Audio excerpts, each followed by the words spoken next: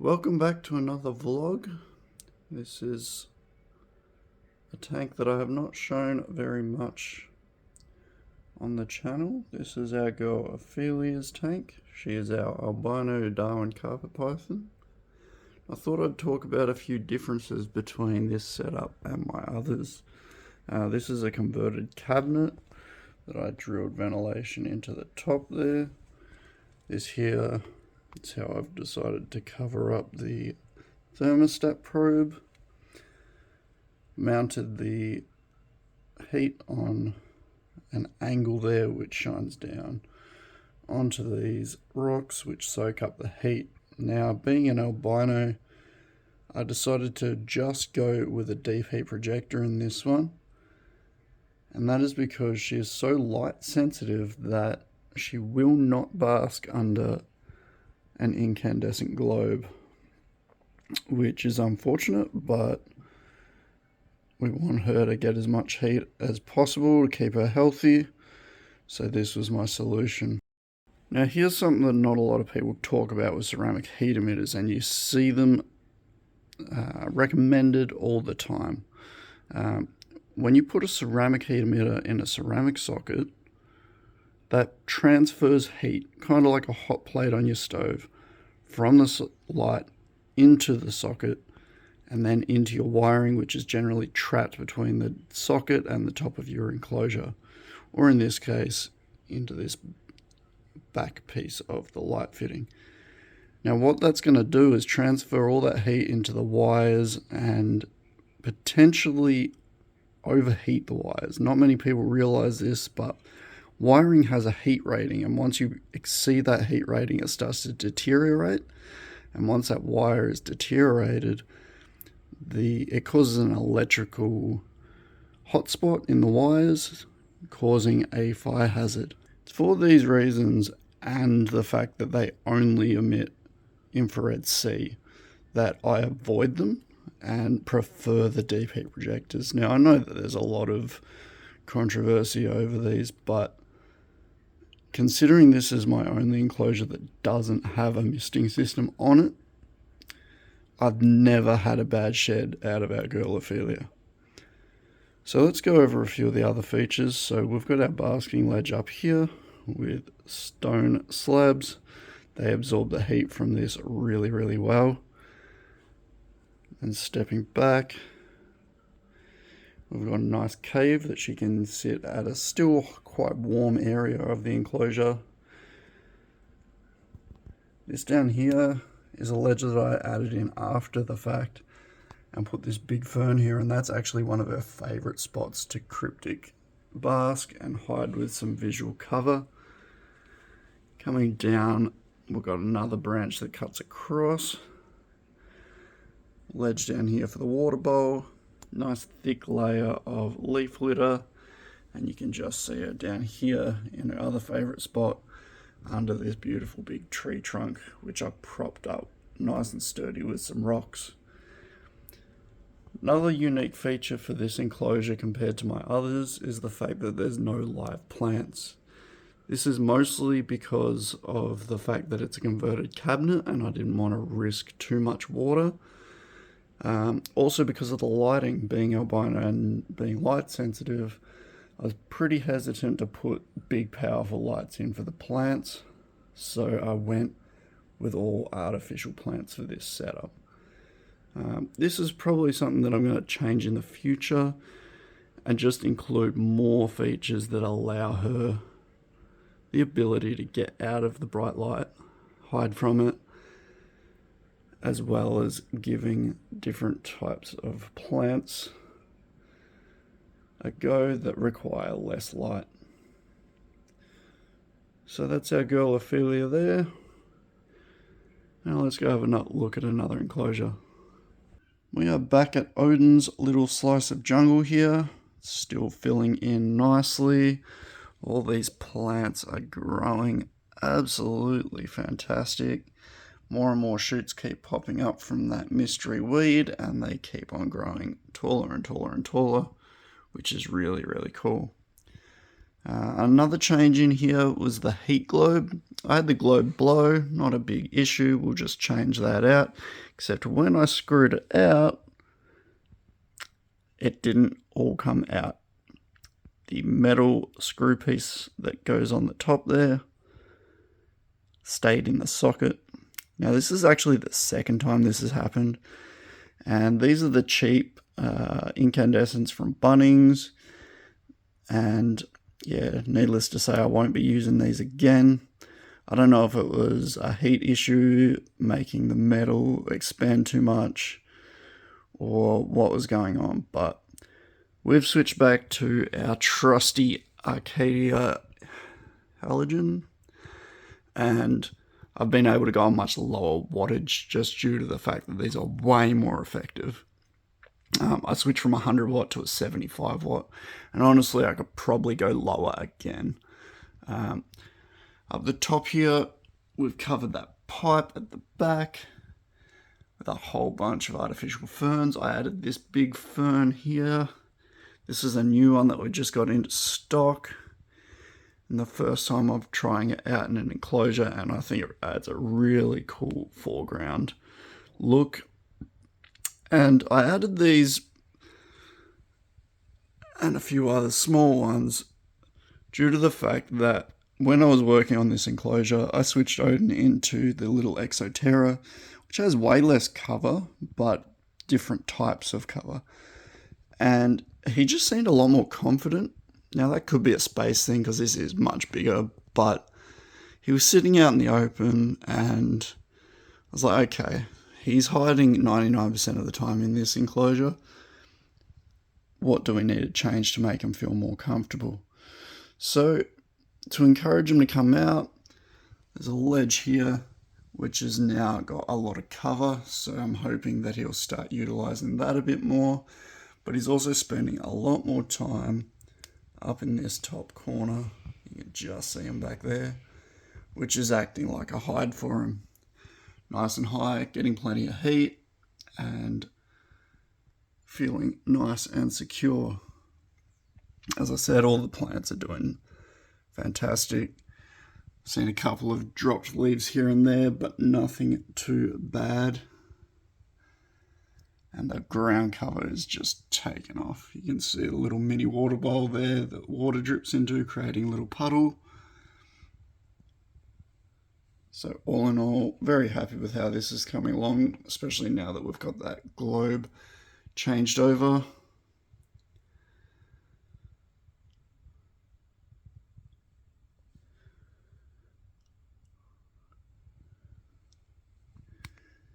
And since that's about all the updates for this enclosure, let's check out the next one.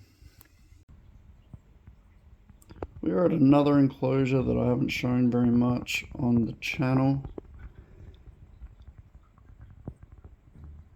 This is Mazikeen. She's Odin's older sister. And absolutely stunning. And as you can see, she's a very, very confident animal.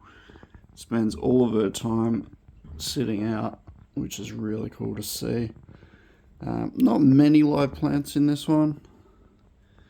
This is pretty much the only plant here, but as you can see, it's putting out some new growth, doing quite well. This is a cascade palm, and I would definitely use these again. If you see this bamboo shoot here, the misting nozzle sort of sprays onto that and onto the vines, which then run down into the main base of that plant, which is actually in a pot that's just hidden. She's got a water bowl there that collects drips as well. Nice hiding spots and plenty of climbing.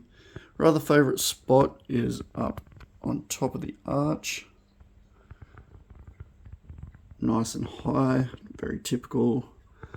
And sometimes if she's feeling a bit insecure, she'll be up under that fern up there, which creates a nice hidden area and natural hide for her.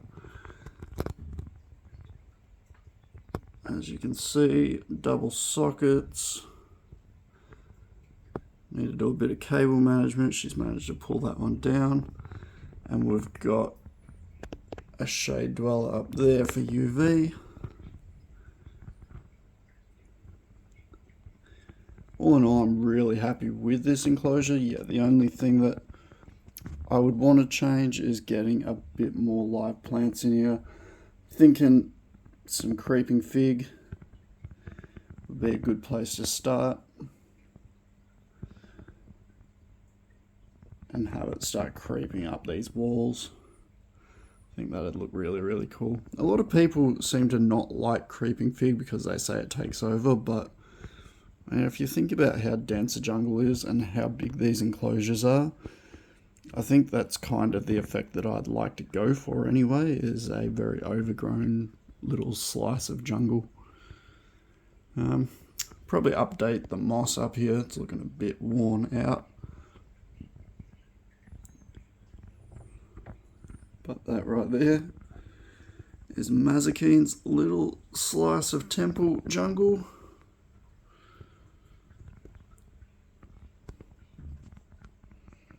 So I thought I'd give you a little sneak peek on something we're working on at the moment in between jobs. These are using the Habitat art prints. Now the Habitat art prints are an artistic rendition of habitats from around the world, printed with UV on self-adhesive vinyl. We brought these out as a nice budget-friendly alternative to our 3D backgrounds, and I think they come out really, really nice.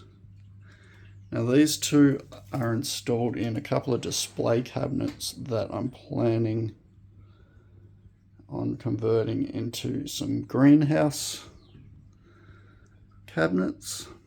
I haven't got light in these, so please excuse the glary light, but I thought I'd just show you guys what we're working with. These are about 5 foot tall and add a really nice amount of depth, and I'm really happy with the clarity that we're able to achieve using these prints. The UV printing really comes up with a really nice, durable, crisp, rich image. So I thought I'd just give you a sneak peek of those, and you'll see more of those in the future as I find the time to kit them out.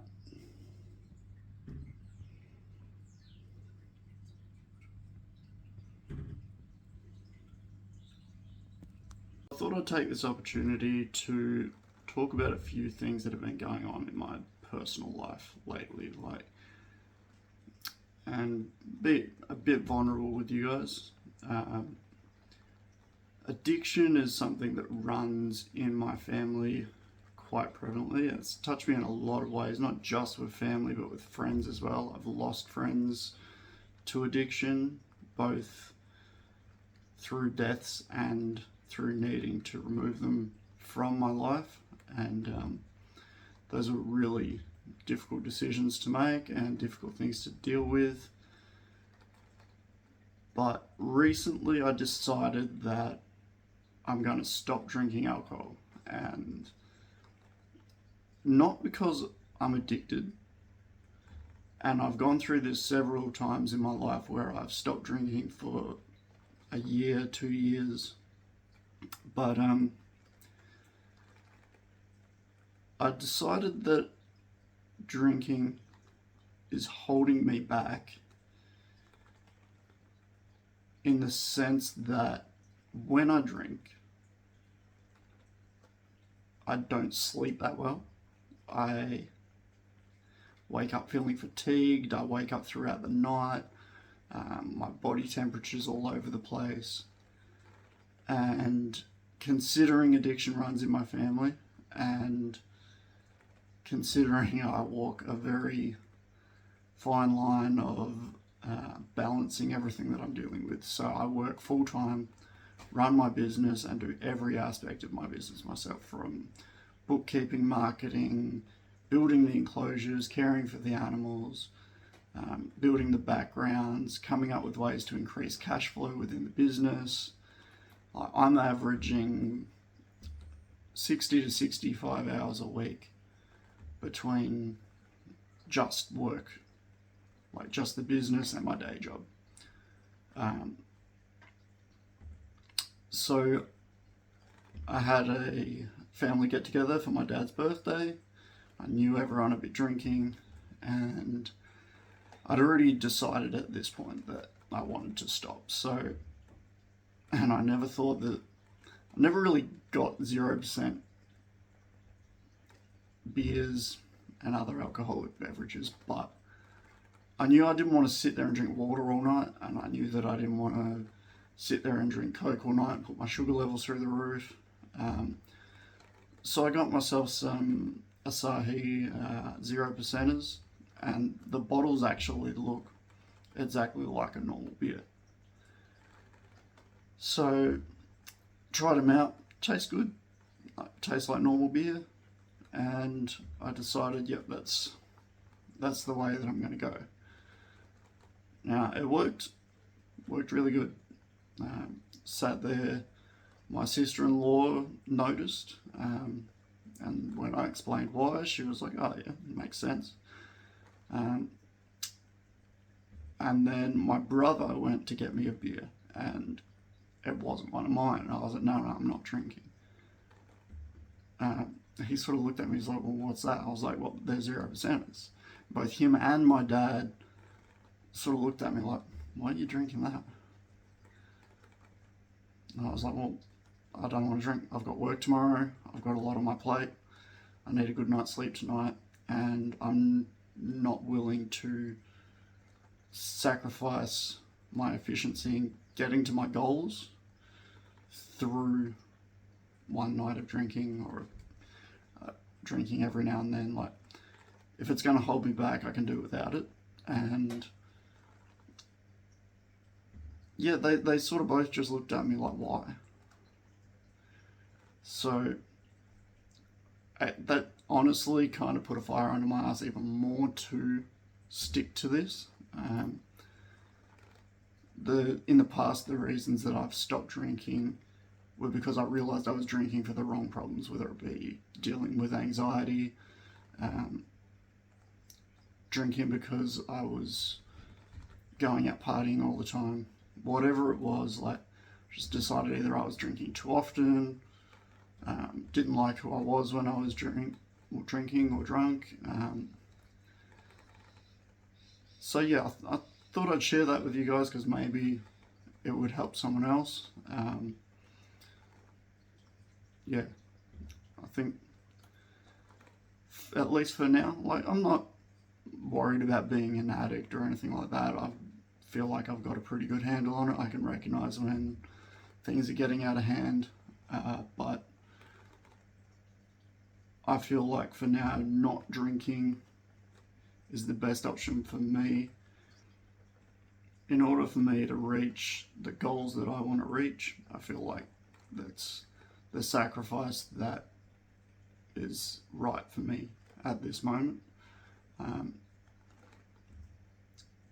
There's something that Gary Vee once said that sort of really stuck with me, that he finds it funny when someone says, I don't have the time, because everyone has the same amount of time. It's just what you're willing to use that time for. Now, that could be sacrificing time away from sleep, work, friends, partying, drinking, all those sorts of things. And I'm still a work in progress, finding balance. I think until I can do my business full time and get the cash flow to a point where I can do that, I don't think I will have full balance, but it's important to me that I do make time to spend with friends, to spend with family, and I don't want alcohol to be the reason that I don't do that. So I think that by doing this, I'm going to not give myself an excuse, I guess, to not go and spend time with friends and family. I can act how I always would have acted, but not sacrifice my efficiency with the rest of my life due to alcohol. I don't know, maybe this won't resonate with anyone. Maybe it's just like, oh, well, surely you can have a drink or two, but the truth is, I generally don't stop at one or two. I try to set myself rules when I do drink, 3 drinks a night sort of thing. But yeah, I'm not willing to sacrifice from how much I want to achieve. So, I don't know, hopefully that helps someone. I just thought I'd put that out there.